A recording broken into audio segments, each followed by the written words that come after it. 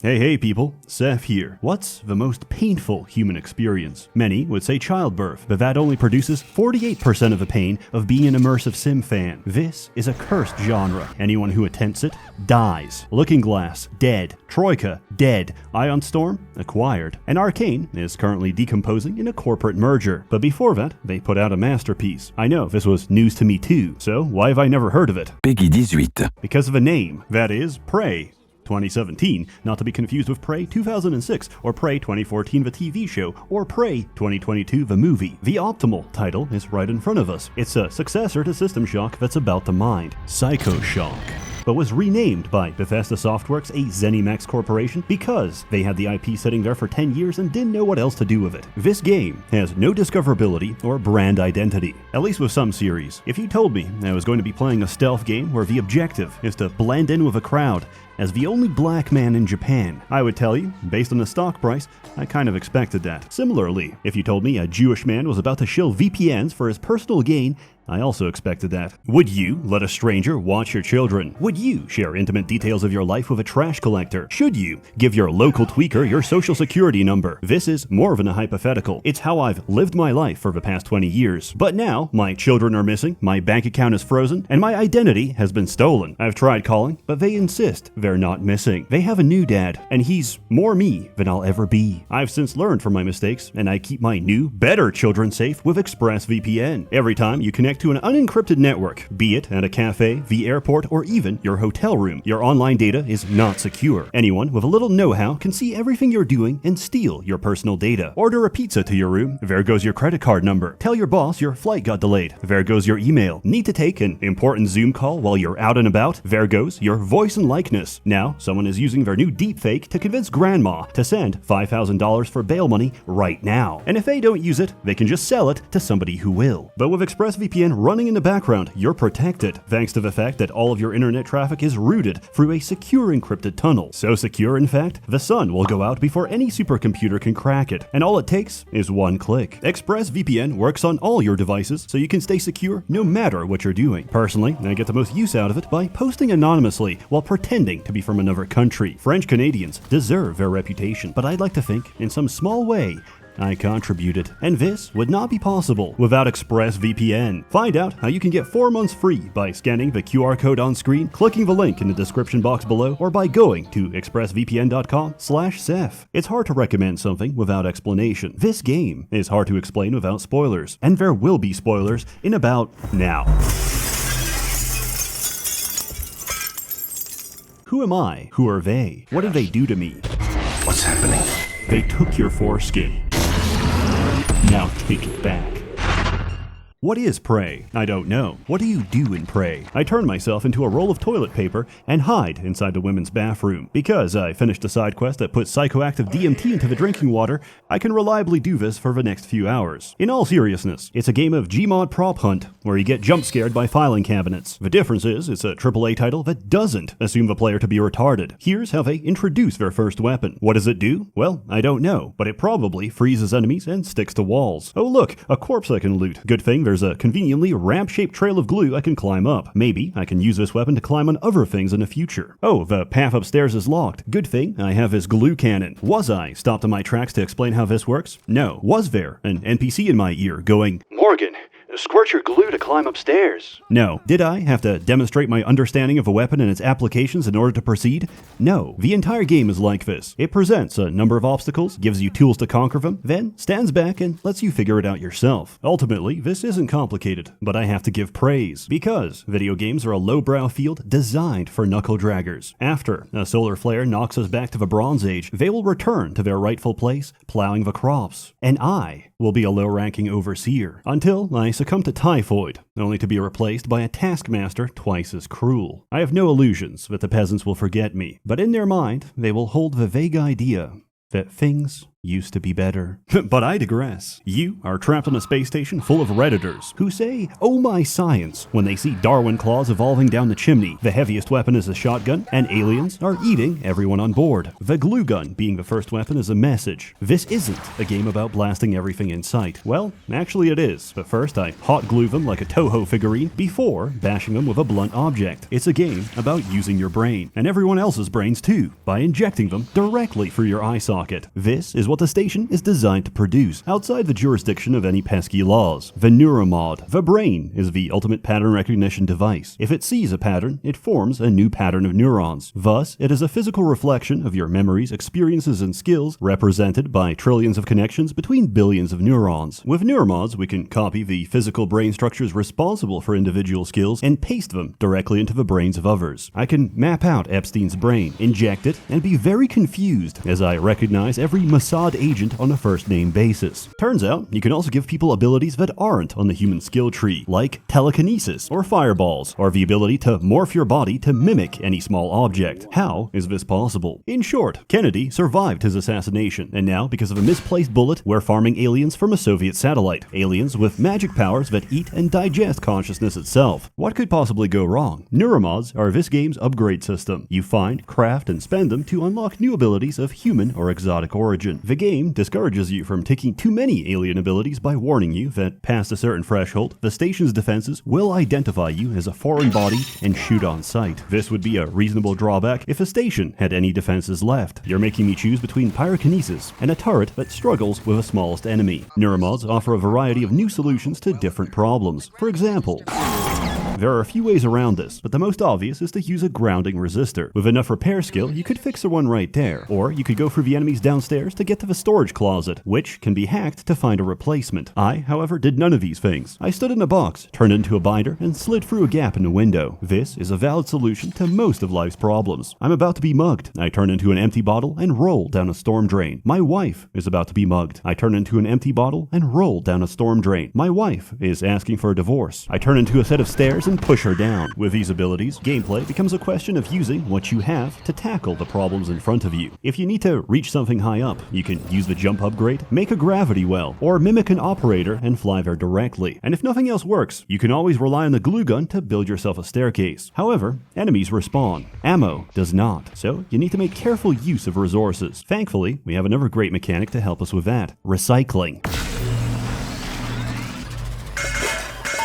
Any item can be dropped into the recycler and broken down into its constituent matter. This can be fed into a fabricator to 3D print any schematic you possess. This solves a major issue of survival games. When you have limited resources and tough enemies, you're encouraged to make every bullet count. But with a variety of ammunition, you feel the need to carry every single weapon and overload yourself in the process. Recycling fixes this by converting items you don't use into items you do. Normally, games achieve this by letting you sell equipment, but then designers completely lose control of a player. How do you stop someone from shooting everything and encourage them to experiment if they've already sold all the fun toys for more shotgun ammunition?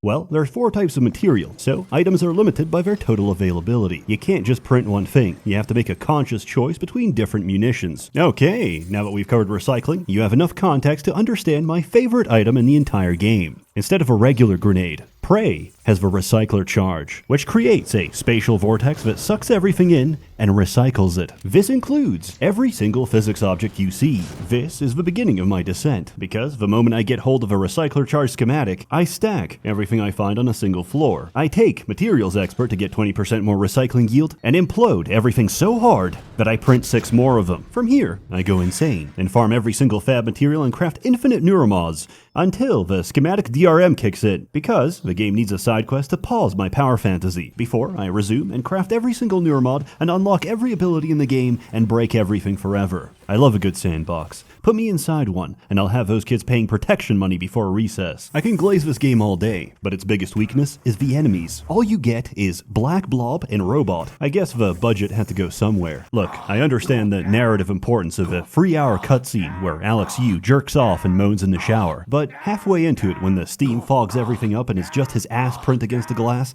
I really caught myself thinking, could we have an extra alien, please?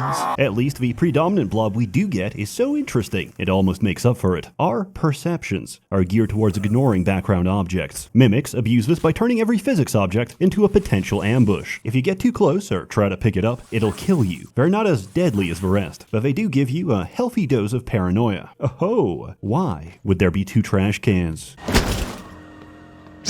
Never mind, I think I'm actually retarded. They're fun to fight. They make every environment an interactive clown show, where I preemptively attack every piece of furniture. From the security footage, I'm just a man fighting my demons, and no one can tell who's winning. That is, until you get the Psychoscope and upgrade it to scan mimics, removing your suspicion and replacing it with a compulsion to press Z every few seconds. This might sound annoying, but the trade-off is incredibly cathartic. Each time I execute a mimic, I get a muscle memory. It's like I've done this before, and I think I was good at it. The sad thing about mimics is that they're only capable of imitation, so there's no way of knowing if they're really a blob or if they're just conforming to expectations placed on them. Phantoms are humanoid shapes that repeat random phrases from their former host. Thankfully, this game was made before the conception of brain rot. Imagine the primordial fear of hearing the words "Livy Dunn, rizzed up baby Gronk" before being torn apart by your fellow crewmate. Normal phantoms are very normal, in a sense that normally they'll kinetic blast your health bar within seconds. They also exhibit an anxious, preoccupied attachment style, because the moment they spot you, they tweak out and reappear in front of you. Etheric phantoms blip around at high speed so they can no-clip and smack you in the face. If you try to fight back, they split off into 2 copies and blip around faster each time you hit them. Luckily, the Q-beam doesn't cause damage. It only excites particles until they explode, at which point you should clear the area, because even in death, this thing will still try to kill you. Thermal phantoms walk up and cook you instantly. Forget immersion. They exist to gaslight you into thinking there's a strategy for their element. There isn't. Despite being a fire extinguisher, the glue gun is actually worse against thermals. Voltaics are the worst, because they do everything listed above and fry all of your electronics. The only answer to the phantom question is analog firepower.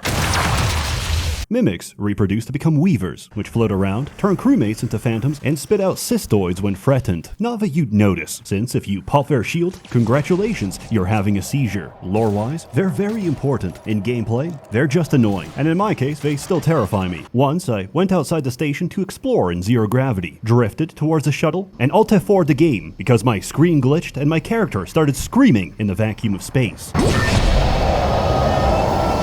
This isn't a horror game, but getting jump scared without sound at 2 a.m. in the morning can make a grown man crinkle in his diapers. Telepaths mind break everyone around them into walking landmines.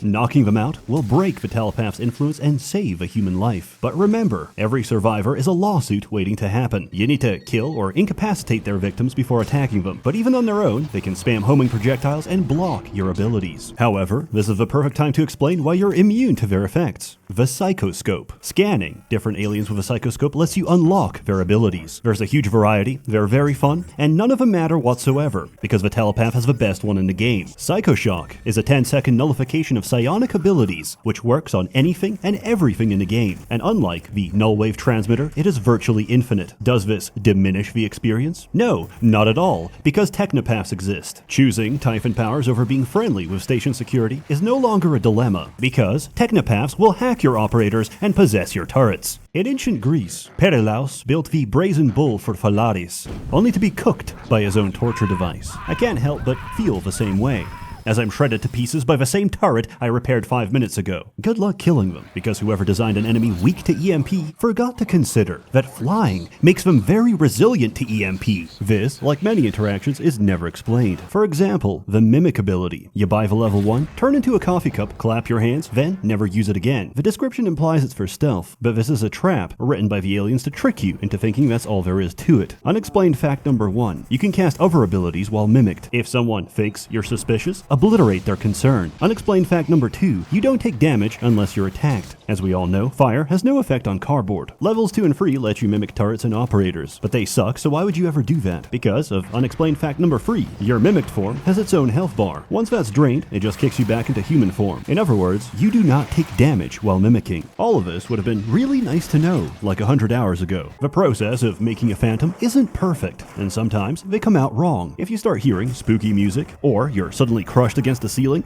there's a poltergeist nearby. Where is he? Let's find out. If you're bad at fighting something you can't see, then my condolences. There's a lot of ways to deal with them. You can throw around physics objects, cover them in glue, use the landmine setting on a recycler, or just bump into them.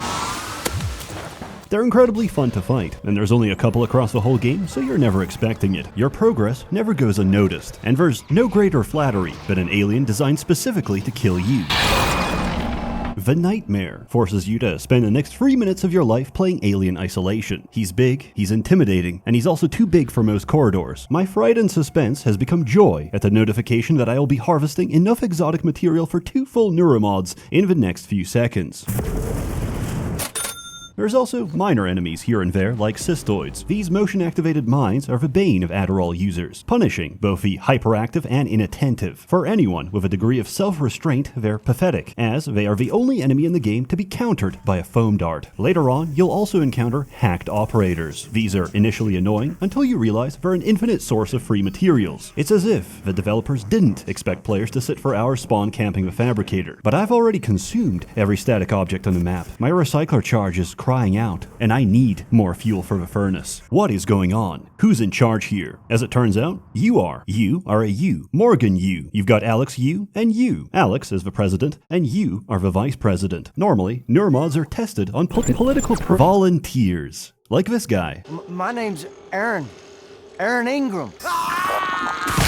However, they had the foresight to know that creating an army of superpowered convicts would be a bad idea, so you've been testing them yourself. However, since neuromods are a modification of your physical brain structure, you can't just take one out and try again. You have to physically reset your brain back to when you first installed it, memories included. The simulation lab was designed to keep you in a perpetual loop of testing by having you relive the same day of your life over and over again, without having to catch you up to speed each time. This went on for many months, but now the aliens are loose. Everything's going to shit, and the vice president of the company is currently a 2-ply sheet of toilet paper. And through all this, your brother insists he can get the situation under control. I wonder who I should trust. My brother, who trapped me in his personal goon cave for a year? The voices in my head? Or the voices that used to be in my head? I think we should hear him out. I think we should destroy the station to stop the aliens for good. I think I saw a filing cabinet over there. Add it to the pile. The first half of the game plays out the same as System Shock. If you replace Shodan with a concerned family member who's genuinely trying to stop you from hurting yourself after your needle-induced brain damage. You try to go somewhere, Alex stops you, you find a workaround, and repeat. Along the way, the game demonstrates a profound respect for your intelligence. Nobody calls to give you puzzle hints every 5 seconds, or to chastise you for your decisions. And yet, there's still this feeling I can't shake. Like I'm being tested. Watched. We're losing him. The circumcision scar. It's opening back up.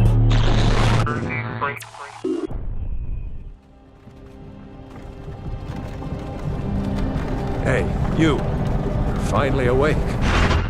Between the trolley problem, feeding convicts to aliens to make neuromods, and whether you consider these people as survivors or corporate liabilities, there's a clear theme of utilitarianism throughout the story. Is it moral to feed people into a blender if the resultant smoothie would improve the lives of countless others? With that in mind, you'd expect the game to present a series of hollow, cliché choices to trick you into feeling emotional investment. Oh no! My Congolese cobalt mines are failing. Obese American cannot watch TikTok on Chinese vaporware phone. But if I send in more children, I will not have enough militants for my child army. What do we do? In the cafeteria, you'll find a telepath controlling an army of brain slaves, and one guy hiding from them in a kitchen. Will Mitchell. And I don't know about you, but something seems off about this guy. Maybe it's his orcish demeanor, or the way he clearly makes up a fetch quest for you on the spot, or the way he looks in his transcribe icon, or the way he doesn't recognize you, despite having a picture of you in his room, and you being on first name basis with half of a ship, or the explosive stockpile behind him, or how you can hear him break something just to give you another fetch quest to do, or the fact that he's immune to mind control, and the only other documented case of this is a test subject who stockpiled explosives and escaped, or the fact that Will Mitchell reads as dead on the tracking bracelet system, or the color of his suit being red, despite suits being color-coded with red meaning executive, or the way his suit is near identical to Alex's.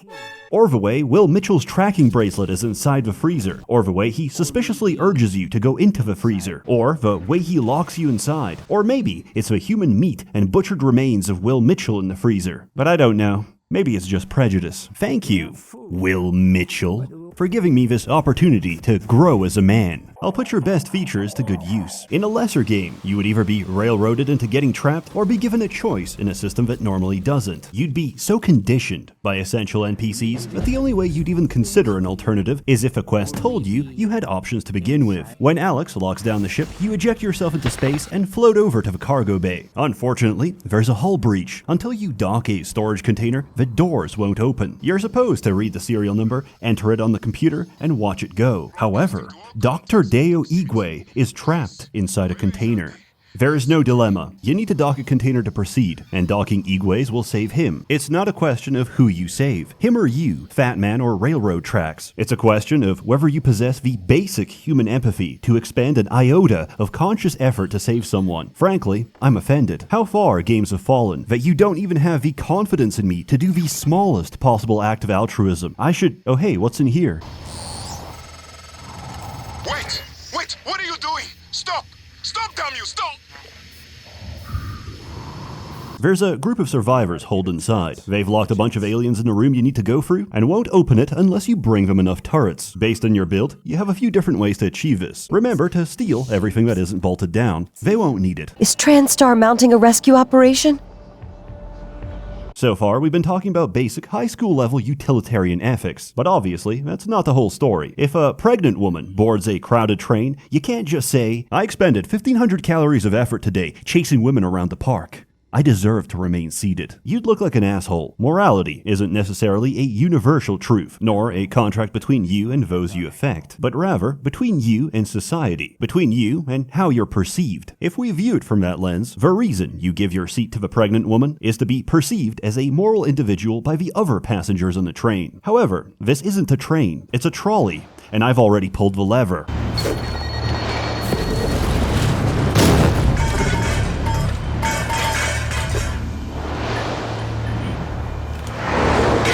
Main quest dilemmas aside, there's a few side objectives that require going out of your way to help someone else. For example, your old girlfriend is dying of paraplexis, which is a completely made-up condition, and she actually just swallowed a peanut. She told me to leave her behind, to focus on saving everyone else, and I followed her orders. As Einstein famously said, "When a black queen speaks, I listen." Then I came back and found out there's no timer because she's completely fine. So I ventured out into the cold void of space, retrieved her EpiPen, and brought it back. Within a narrow time window of whenever I felt like it. The aliens may have killed half a station, but the real winner of today is humanity. I can breathe again. And feel my legs. I still have some spots in the eye, but those should clear up.